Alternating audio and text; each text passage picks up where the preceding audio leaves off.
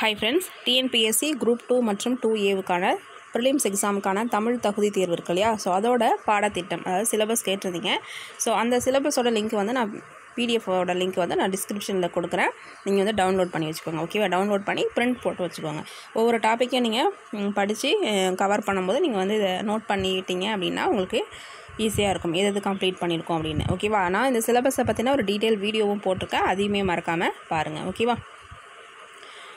Syllabus வந்து PDF கேட்டதுனால நான் இந்த வீடியோவோட டிஸ்கிரிப்ஷன்லேயும் ஃபஸ்ட்டு கமெண்ட்டில் வேணாலும் நான் வந்து உங்களுக்கு பின் பண்ணுறேன். டவுன்லோட் பண்ணி பிரிண்ட் அவுட் எடுத்து வச்சுக்கோங்க. ஓகேவா?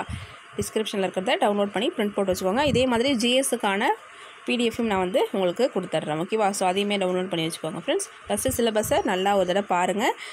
என்னென்ன மாதிரியான கேள்விகள் எந்தெந்த டாப்பிக்லேருந்து கேட்பாங்க. நீங்கள் இப்போ குரூப் 4 எக்ஸாம் எழுதிருந்தீங்க அப்படின்னாலே இந்த டாப்பிக்கை எடுத்து பார்க்கும்போது அது எழுதிங்க அப்படின்னாலே உங்களுக்கு ஓரளவு ஐடியா இருக்கும். ஸோ எந்தெந்த டாப்பிக்லேருந்து எவ்வளோ கேள்வி கேட்டாங்க அப்படிங்கிறதும் உங்களுக்கு தெரியும் இல்லையா? ஸோ அதனால் சிலபஸ் ஒரு தடவை பார்த்துட்டு இன்றைக்கான டாஸ்க் வந்து 6th செகண்ட் டேர்ம் படிக்க சொல்லியிருந்தேன் இல்லையா? ஸோ படிச்சிருப்பீங்க நம்புகிறேன். So thank you friends.